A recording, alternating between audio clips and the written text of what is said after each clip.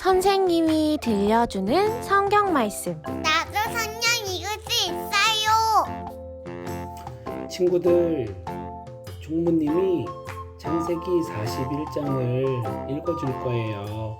잘 들어보세요. 그로부터 2년 뒤에 파라오가 어떤 꿈을 꾸었습니다. 그는 꿈속에서 나일 강가에 서 있었습니다. 파라오는 강에서 살찌고 아름다운 소 7마리가 올라오는 것을 보았습니다. 그 소들은 강가에서 풀을 뜯어 먹었습니다. 그 다음에 또 다른 소 7마리가 강에서 올라왔습니다. 그런데 그 소들은 야위고 못생겼습니다. 그 소들은 아름다운 소 7마리와 함께 강가에 서 있었습니다.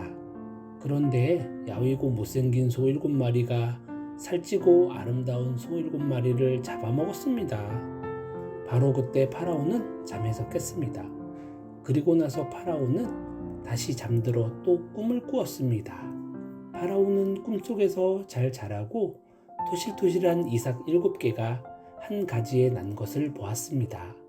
그 다음에는 또 다른 7 이삭이 솟아나온 것이 보였는데 그 이삭들은 야윈데다가 동쪽에서 불어오는 바람 때문에 바싹 말라 있었습니다. 그 야윈 이삭들은 잘 자라고 토실토실한 이삭을 잡아먹었습니다. 바로 그때 파라오가 또다시 잠에서 깼습니다. 깨어나 보니 모든 것이 꿈이었습니다.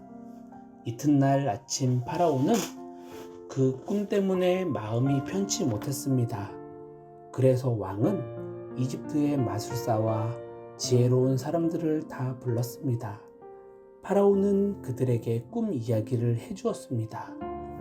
그러나 그 꿈이 어떤 꿈인가를 설명해 줄 수 있는 사람이 아무도 없었습니다.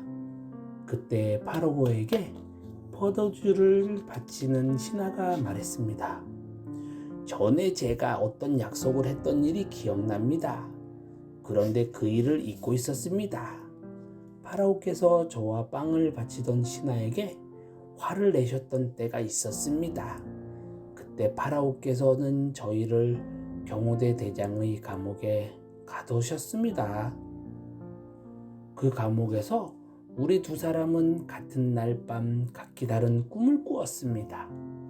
그때 어떤 젊은 히브리 사람이 우리가 있던 감옥에 있었습니다. 그 사람은 경호대 대장의 종이었습니다.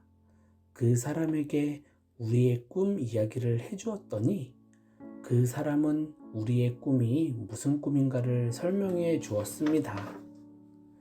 그런데 모든 일이 그 사람이 말한 그대로 되었습니다. 저는 제 옛날 자리를 되찾았고 빵을 바치던 신하는 장대에 달려 처형되었습니다. 파라오는 사람을 보내어 요셉을 불렀습니다. 사람들은 서둘러서 요셉을 감옥에서 풀어주었습니다. 요셉은 수염을 깎고 깨끗한 옷을 입은 뒤에 파라오 앞에 나아갔습니다. 파라오가 요셉에게 말했습니다. 내가 꿈을 꾸었는데 그 꿈이 어떤 꿈인지를 설명해 줄 사람이 없다. 그런데 너는 꿈 이야기를 들으면 그 꿈을 해몽할 수 있다는 말을 들었다. 요셉이 파라오에게 대답했습니다. 저는 꿈을 해몽할 능력이 없습니다. 하나님께서 왕을 위해 해몽해 주실 것입니다. 파라오가 요셉에게 말했습니다. 꿈에서 나는 나일 강가에 서 있었는데 거기서 살찌고 아름다운 소 7마리를 보았다. 그 소들은 강에서 나와 풀을 뜯어 먹었다. 그런데 또 강에서 다른 소 7마리가 나오는 것이 보였다. 그 소들은 야위고 마르고 못생겼다. 이제껏 내가 이집트에 온 땅에서 보아온 소 중에서 가장 못생긴 소였다. 이 야위고 못생긴 소들이 먼저 나온 살찐 7마리 소를 잡아먹었다. 그런데 이 야윈 소 7마리는 살찐 소 7마리를 잡아먹었으면서도 처음과 똑같이 마르고 못생겨 보였다. 그때 나는 잠이 깼다. 나는 또 다른 꿈도 꾸었다. 어떤 한 가지에 잘 자라고 토실토실한 이삭 7개가 나 있는 것을 보았다. 그런 다음에 다른 7 이삭이 또 솟아나왔는데 그 이삭들은 야위고 말랐다. 그 이삭들은 동쪽에서 불어오는 뜨거운 바람 때문에 바싹 말라 있었다.